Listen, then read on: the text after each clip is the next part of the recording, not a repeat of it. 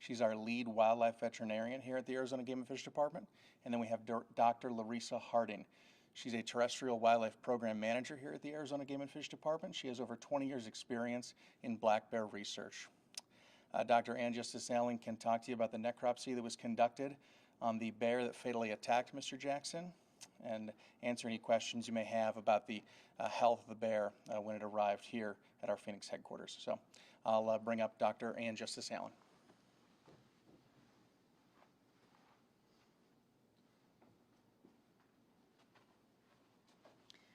Good afternoon. While I led the necropsy, I had a number of very able assistants giving me a hand. We used a standard necropsy protocol for wildlife, beginning with the examination of the external portion of the animal and progressing to the internal organs. What we found was a large, healthy, male black bear. Based on his fat stores, he was in really good nutritional condition. He was a mature male.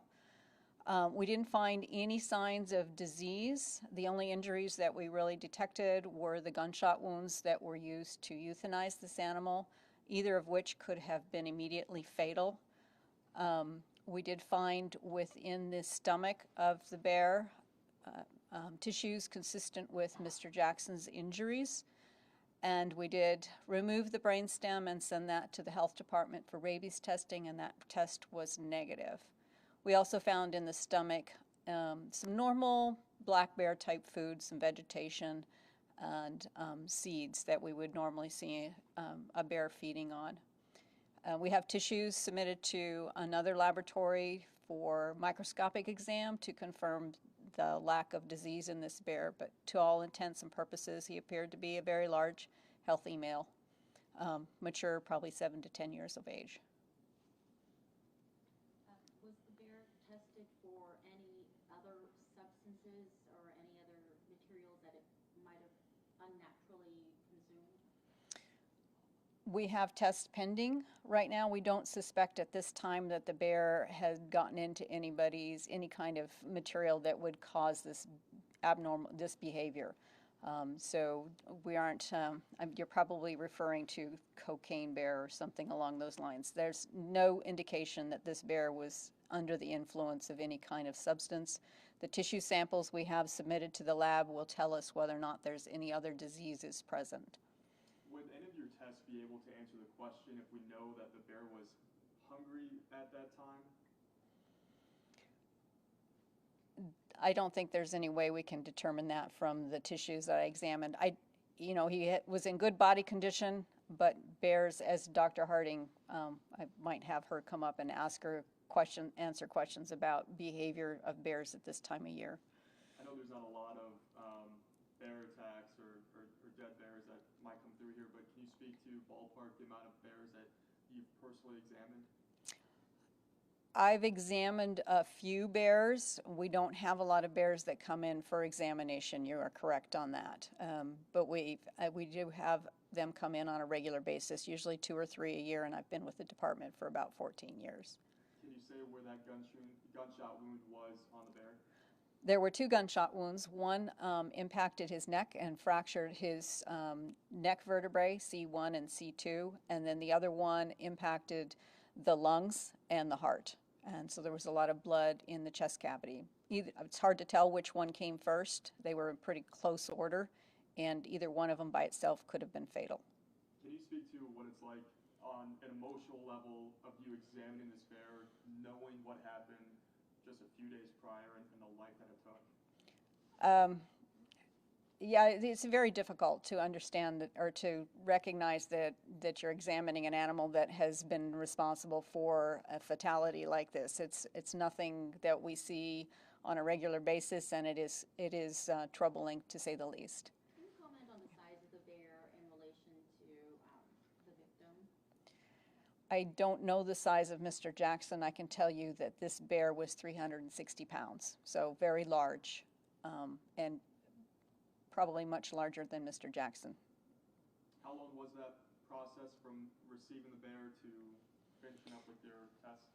The bear was delivered here to the office about 3:30 in the evening, 3:30 in the afternoon on Friday. So it was the same day that the attack occurred after the scene had been cleared, and we finished our procedures on the bear at about 6 o'clock.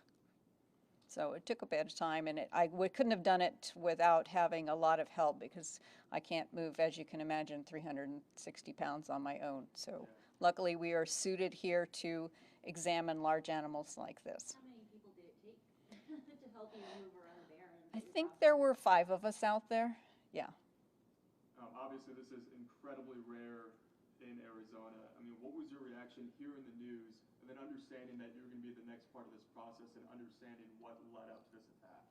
You're correct. These attacks are very uncommon, but we train together to work on this. I work with the wildlife managers on a regular basis and the Cat 1 team on a regular basis, training and reviewing how the procedure is going to go. So we were ready for it. We prepared. Did you find anything surprising or any other, did you notice any other features that you thought maybe were unusual, or did it give any indication of maybe, why he did what he did? I can't really address why the bear attacked. I did not find anything unusual about this bear other than the fact that he was a very large, mature male. And you didn't find any kind of human food, right, inside? No. We found a very small amount of trash that he could have picked up wandering through the forest. It was nothing that indicated that this bear had been a regular visitor to garbage dump sites, cabins, or anything along those lines. I think this was a completely wild bear. Last question for me. What happens to this bear, or what has happened to this bear? We just dispose of the remains. We don't keep them for anything. How? They're buried.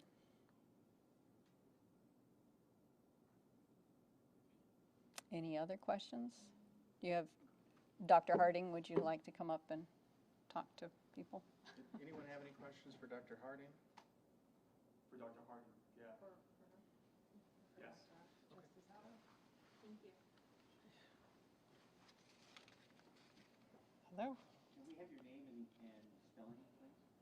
So I'm Dr. Larissa Harding. My first name is Larisa. Last name is Harding. Dr. Harding, with the facts as we know them now, I mean, is this a rarity among rarities with this bear attack and how the facts stand now? Well, bear attacks in general are fairly uncommon. Bears are predators, so they do eat meat, but they eat a variety of other things as well. They're omnivorous, so they typically forage more on nuts, berries. They will take deer fawns, elk calves, domestic calves, whatever they can get there, but human attacks are generally very uncommon. Usually we hear about human attacks, we hear maybe there's a food factor, maybe there's cubs involved. In this situation, it appears neither of those factors were the case, and it's being called a completely unprovoked attack. I mean, That is correct. I can go back to, bears are predators, and so they're naturally curious, they're naturally very opportunistic, and a big male bear like this, by all indications from the necropsy, was a very healthy individual. So it was not somebody it was not a bear that was struggling to make a living in the wild. And so by all appearances, it's an unprovoked attack on a human. Could the location of where Mr. Jackson was, I don't know if I know bears like sleep in dens, I don't know if they sleep in the same one, or could that have played a role maybe? Was he territorial? So bears generally have home ranges, and adult male bears have larger home ranges than the adult females with cubs, if she's got cubs. And male bears this time of year are roaming across several female ranges looking for potential mates as we come into breeding season in July. And so doing that, they may encounter other male bears. They may be aggressive towards each other. They're not typically aggressive towards humans in this case, but they do get aggressive towards each other. Bears are carnivorous in the sense that they are cannibalistic. A female will eat cubs if she's stressed enough. Other bears will kill cubs and other bears to eat them. So I don't suspect that he felt that it was territorial, but I can't speak to the bear that way. And so I would just say that the bear probably felt comfortable in that habitat. My understanding is that the area was rather wooded, forested, and still rather wild rather than being developed. And so the bear probably had every reason to believe that it was wild and acting as a wild animal in a wild place. So the bear wasn't in the wrong place, it was in the middle of town in that sense. But certainly the event is unfortunate and very tragic. I guess what I'm alluding to is we always try to find reasons as to why something like this could happen. But from kind of what I'm hearing from you is like, you know what, this is Mother Nature, and sometimes it's unpredictable, and this is the way it goes. Yeah, we always stress that bears are unpredictable. I think people get misled by the Disney notion of the Pooh Bear, and bears are omnivorous. They eat meat, they seek out meat when they can get it. Bears this time of year are coming out of the dens and going into winter foraging, eating on berries and waiting for elk calves and deer fawns to drop to feed on those when they can. And as they go into the fall, meat sources and nuts in particular are the sources of protein to put on weight to survive the winter again in the den if they're hibernating. And so a bear's thoughts are almost always on food, and wherever they can get it, they'll take it if they think they can get it. And what's the difference? Is a brown bear, can that be found in the area, and is that less dangerous? Because there's a social media thing going around showing people like playing dead and a brown bear just passing by. Yeah, there's a lot of misconception. Black bears are the only species of bear that are found here in Arizona, but black bear is a misnomer in the sense that they can be brown colored, cinnamon colored, blonde colored. There are even instances of white bears that are in places across the U.S. And so a black bear is different from a brown bear.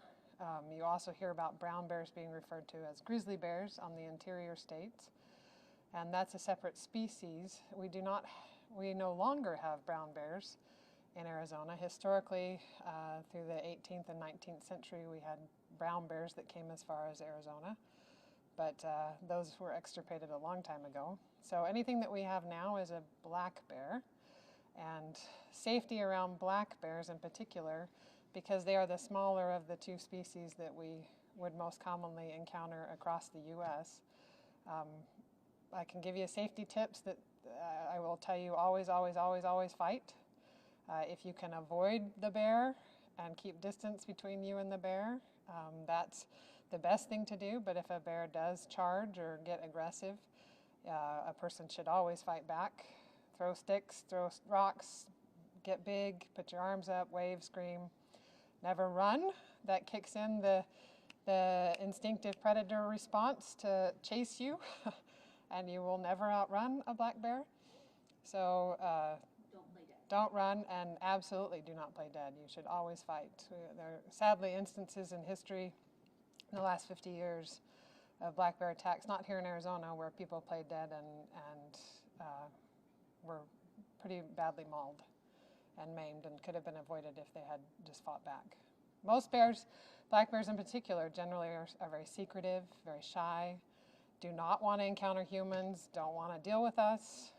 The bears that typically get into trouble, as the gentleman here relates, are the bears that are more habituated. They're common.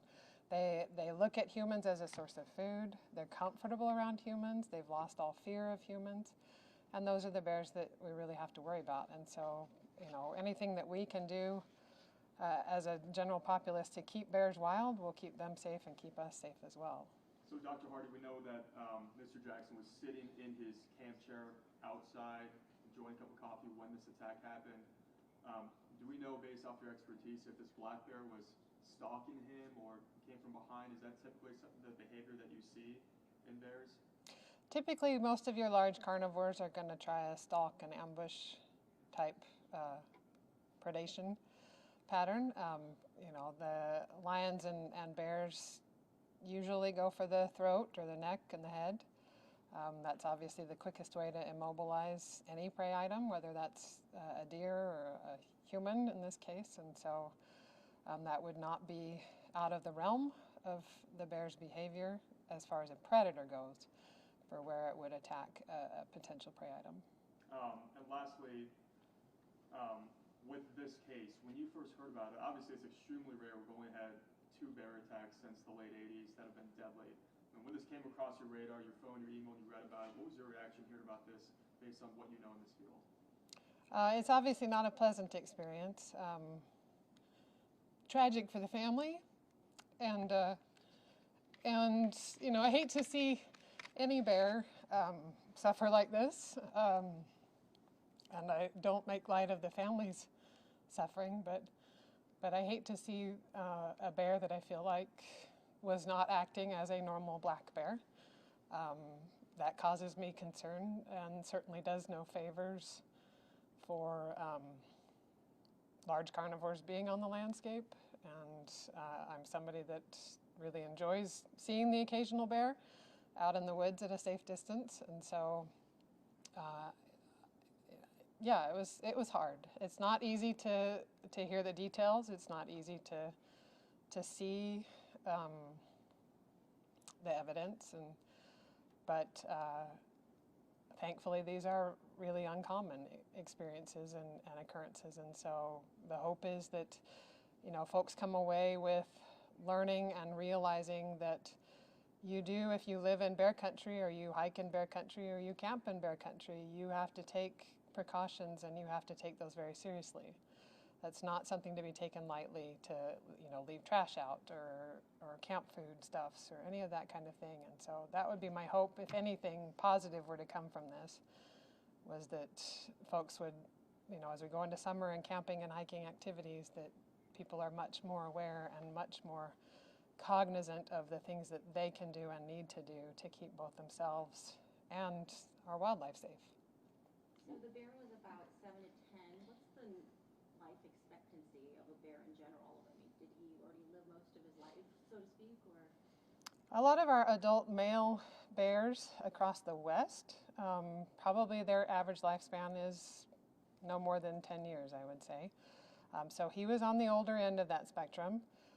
We have had females in several instances reach the high teens, even females having cubs as late as the high teens. But some of our longer lived records across the West are 20, 21 years of age. So, but that's not the typical. Most male bears and most bears in hunted populations, like we have in Arizona, their average lifespan is probably 8 to 10 years.